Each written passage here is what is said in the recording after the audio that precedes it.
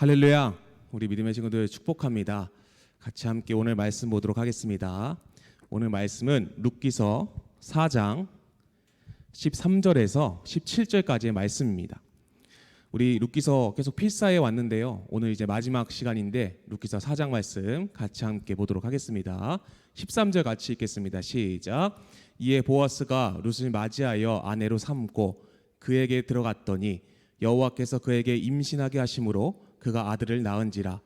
여인들이 나오미에게 이르되 찬송할지로다.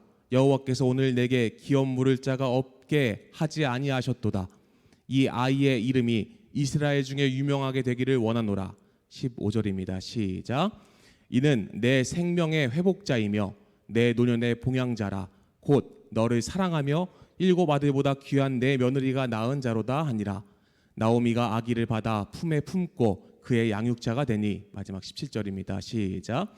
그의 이웃 여인들이 그에게 이름을 지어주되 나오미에게 아들이 태어났다 하여 그의 이름을 오벳이라 하였는데 그는 다윗의 아버지인 이새의 아버지였더라. 아멘.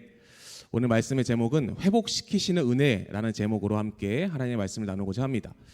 지난 시간까지 우리가 계속 룻기서를 필사해 왔어요. 그렇죠? 근데 각 장마다 주제가 있고 룻기서를 아우를 수 있는 종합적인 주제가 있는데 그것이 뭐라 그랬죠? 바로 은혜라는 것입니다. 그래서 모든 제목에 공통적으로 들어간 단어가 바로 은혜라는 거예요. 실패한 인생에서 회복자의 인생으로 바꿔주시는 하나님의 은혜를 함께 나눴습니다. 오늘 회복시키는 은혜가 무엇인지에 대해서 함께 말씀 나누고 룻기서를 정리해 보려고 합니다. 학창 시절 목사님의 가슴을 뛰게 한 유명한 만화가 있었습니다. 애니메이션이죠, 그렇죠? 슬램덩크라는 애니메이션인데 아마 목사님 세대 또래 분들은 이 슬램덩크를 굉장히 인상 깊게 보았을 거예요. 그래서 굉장히 그때 농구 열풍도 불었고 이 슬램덩크가 차지하는 그 비중이 굉장히 클 정도로 많은 사람에게 이 농구에 대한 희망과 꿈을 주었던 게 바로 이 슬램덩크입니다. 근데 중요한 건요, 이 슬램덩크라는 이 농구, 단순히 농구 애니메이션 중에 그 핵심 포인트가 있어요. 중요한 대사나 아니면 가치관이나 또한 사상들이 굉장히 그때 많이 목사님 청소년학교 때 굉장히 많이 영향을 준 것 같아요. 그 중에서도 목사님이 좋아했던 인물은 저 오른쪽에 요 사진이죠. 여기 보이는 11번을 단 서태웅이라는 선수를 굉장히 좋아했습니다. 아마 사람마다 좋아하는 캐릭터들이 다를 텐데 목사님은 이 서태웅이라는 친구를 좋아했어요. 왜냐하면 되게 과묵하면서도 되게 카리스마틱한 그 모습이 되게 부러워서 나도 농구할 때 저런 모습이 됐으면 좋겠다라는 생각으로 서태웅이라는 이 애니메이션 주인공을 굉장히 좋아했던 기억이 납니다. 근데요, 오늘 말씀을 준비하다 보니까 굉장히 그 명언들이 많이 기억에 남는 거예요. 기억에 남는데 그 중에서도 그 강백호가 이제 두목 원숭이라고 놀렸던 채치수라는 사람이 있습니다. 요즘 친구들은 잘 모르겠지만 그 채치수가 센터인데요. 그 센터가 한 명언이 리바운드를 제압하는 자가 시합을 제압한다라고 이렇게 늘 강백호에게 말하는 장면이 나와요. 그래서 실제로 나중에 강백호가 리바운드를 하기 위해서 굉장히 많은 연습과 노력을 합니다. 또 오른쪽에 보면 그 채치수와 비슷하게 생긴 그 서장훈 씨가 비슷한 얘기를 예능에서 해요. 리바운드를 제압하는 자가 경기를 지배한다. 이런 말을 합니다. 그래서 그 리바운드가 굉장히 중요하다는 것을 목사님은 청소년 때부터 굉장히 깨달았어요. 근데 중요한 건 리바운드가 무엇이냐?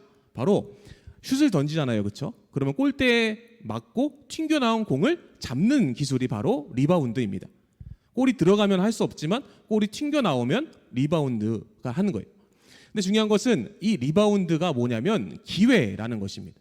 이 리바운드를 통해서 예를 들면 공격자가 슛을 던졌는데 골이 안 들어가요. 그러면 리바운드를 공격자가 하면 다시 슛을 던질 수 있는 기회가 주어지는 것이고, 수비자가 리바운드를 하게 되면 공격을 할 수 있는 기회가 주어지는 게 리바운드이기 때문에 이 리바운드가 굉장히 농구에서 중요하다라는 것이죠.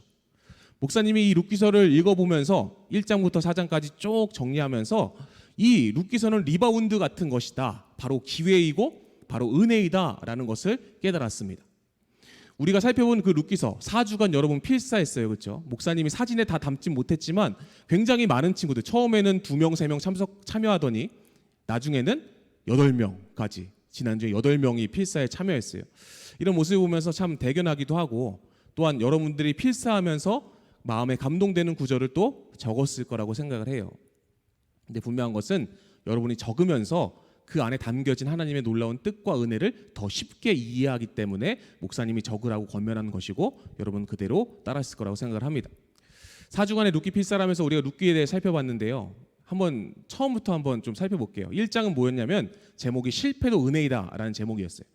그러니까 스토리가 뭐냐면 선택에는 기회가 있다라는 것이죠. 그렇죠? 엘리멜렉이 선택한 그 모압 땅, 결국 거기서 실패를 경험하게 되죠. 그렇죠? 그때에 나오미와 룻이 베들레헴으로 돌아가게 되면서부터 하나님의 은혜가 시작된 것이죠. 그래서 바로 실패도 은혜를 받을 수 있는 기회다라는 것을 기억하면서 여러분이 은혜의 자리인 베들레헴으로 돌아가자라는 게 1장의 내용이었어요. 2장의 제목은 모든 것이 하나님의 은혜다라고 말하면서 우리의 인생은 우연히가 없다라고 얘기를 했죠. 그렇죠? 모두 다 하나님의 계획 안에 있고 하나님의 은혜 안에 있다라는 것이죠. 결국 이 룻과 나오미의 인생 또한 역시 하나님의 은혜 안에 있었고 하나님의 계획 안에 있었다라는 것을 우리가 살펴보면서 베들레헴으로 돌아와서 이 나오미와 룻이 당장 먹고 살 길이 없자 이 룻이 벼이삭을 주스러 보리이삭을 주스러 다니잖아요. 그렇죠? 근데 성경에는 우연히 보아스의 집에 갔다라고 말하지만 그 우연히에 대해 살펴보면서 그 우연히가 그냥 우연히 단순히 일어난 게 아니라 하나님께서 개입하셔서 역사하셨다라는 것을 우리가 깨달았어요. 그렇죠? 그래서 우리의 삶 가운데서도 모든 것이 하나님의 은혜이고 우리의 삶 가운데 들이닥치시는 하나님의 은혜를 경험할 때에 우리가 온전히 나아갈 수 있다는 것을 대해서 함께 나눈 것 같습니다. 또한 이제 3장의 내용은 은혜의 안식처라는 내용이죠. 나오미가 모압 땅에 그 며느리들과 헤어질 때 모압 땅에 있는 쉼과 안식을 권유했잖아요. 그렇죠? 근데 한 며느리는 모압 땅으로 돌아가고 이 룻은 나오미를 따라서 베들레헴으로 돌아옵니다. 나오미가 은혜를 경험하고 나서 깨달아요. 이 룻에게 하나님께서 예비하신 은혜의 안식처를 뭔가 제공하고 조언을 해줘야겠다라는 마음으로 룻에게 권면하는 장면이 나옵니다. 이것이 무엇이냐면 우리가 온전히 쉬어야 될 곳, 그것이 바로 하나님의 은혜 아래 있는 곳, 그리스도 예수의 십자가 아래에 있는 곳이 바로 우리의 쉼이고 세상의 안식 그 모압 땅의 평안을 구하지 말고 하나님께로 돌아와서 온전히 하나님을 바라보며 나아가자가 저번 주의 말씀이었죠. 이제 대망의 이제 4장 말씀입니다. 룻기서 4장 말씀인데 리바운드를 얘기를 했어요. 리바운드, 기회라는 거죠. 그렇죠? 근데 중요한 것은 이 리바운드를 통해서 기회가 주어지면 경기에 승리할 수 있는 중요한 요건이 되듯이 우리의 인생에서도 그 리바운드가 필요해요. 그 기회를 잡는 것이 중요한데 그 기회를 잡았을 때 하나님께로 돌아왔을 때에 하나님께서 회복시켜 주신다라는 겁니다. 하나님의 은혜로 우리가 회복될 수 있다라는 것이죠.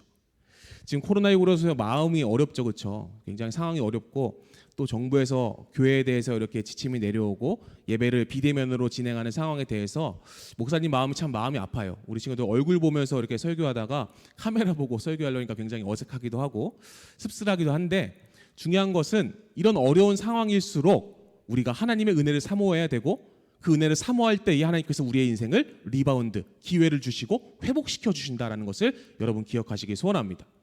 룻기서 4장 13절에요. 회복시키는 은혜가 나오는데요. 같이 한번 읽어볼까요? 시작.